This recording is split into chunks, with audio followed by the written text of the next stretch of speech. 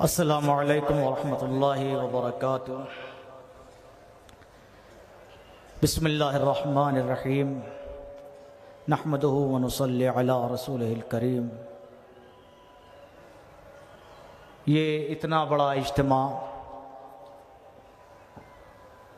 لائق صد مبارکباد ہے آپ کی یہ بیداری کہ آپ اپنے قومی مسئلے کو لے کر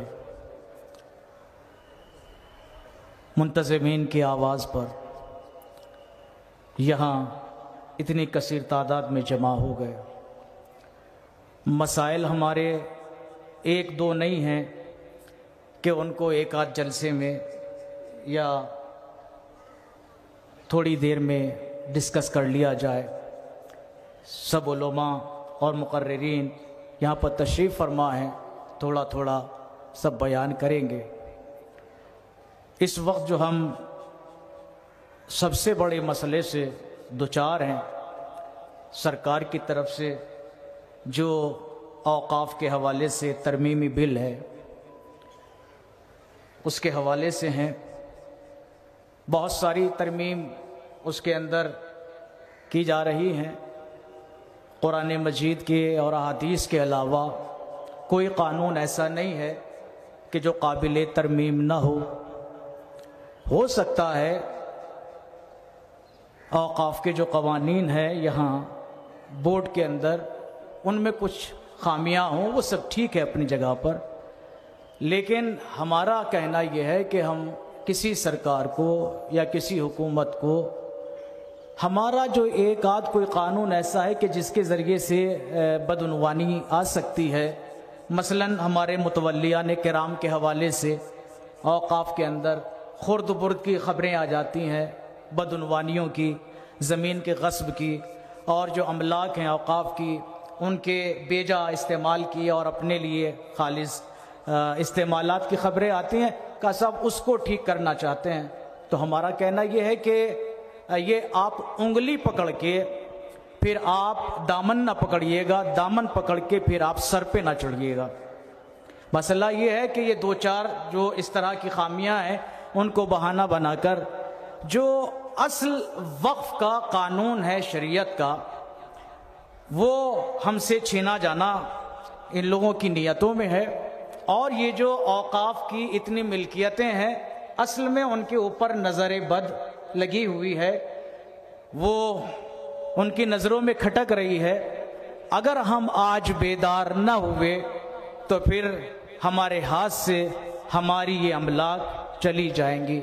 یہ کہنا کہ صاحب اس میں غیر مسلم لوگوں کی شمولیت وقف بورڈ کے اندر ہونا چاہیے، اس سے جو ہے پاردرشتا آئے گی، اس سے ٹرانسپیرنسی آئے گی۔ بھائی ایک مذہب کا اپنا قانون ہے تو کسی بھی مذہب کے قانون کو اس کے جو ایکسپرٹ ہیں وہ طے کریں گے یا غیر مذہب کے لوگ طے کریں گے؟ کسی مذہب کا قانون تو اس مذہب کے ماننے والے بھی عام طور سے طے نہیں کر سکتے، اس مذہب کے اندر بھی جو اس کے ماہرین ہیں، مثلا ہمارا مذہب ہے اسلام، تو ایک عام آدمی فتویٰ نہیں دے سکتا، ایک عام آدمی کوئی حکم شریعت بیان نہیں کر سکتا۔ جو ایک صاحب علم جو ایک اس استعداد علمی تک پہنچا ہوا ہے کہ قرآن مجید کی آیات کا مطلب سمجھ سکے، احادیث نبویہ کے معانی و مفاہیم اور ان کے تقاضوں کو سمجھ سکے، وہ ایک حکم بتا سکتا ہے، وہ فتویٰ صادر کر سکتا ہے۔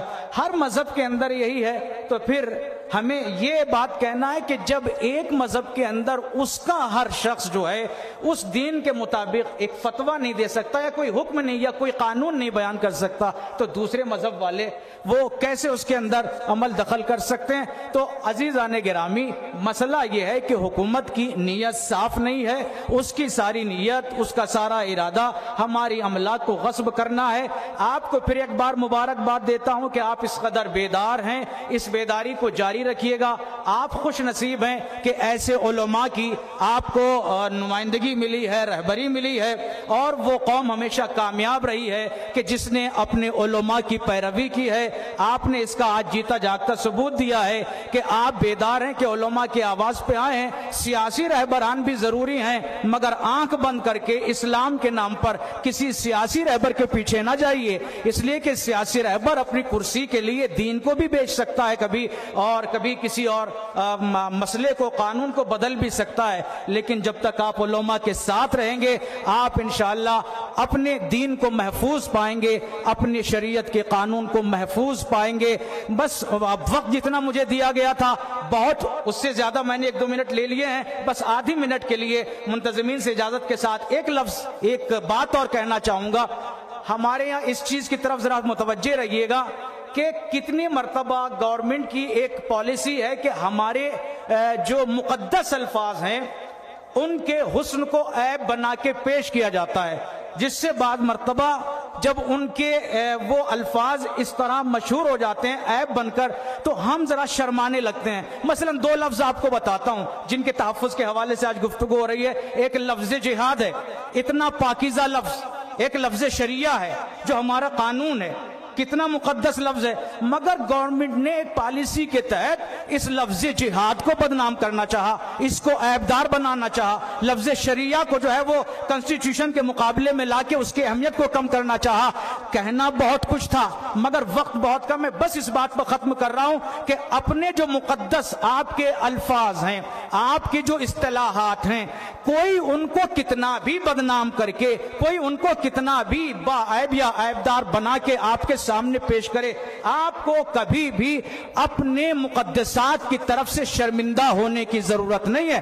آپ کا کوئی قانون, آپ کی کوئی اصطلاح دینی ایسی نہیں جس میں آپ کو سر جھکانا پڑے. یہ سب ان کی سازشیں ہیں, ان کو اسی طرح حاضر ہو کے علماء کی آواز پر ناکام بناتے رہیے. وآخر دعوانا ان الحمدللہ رب العالمین.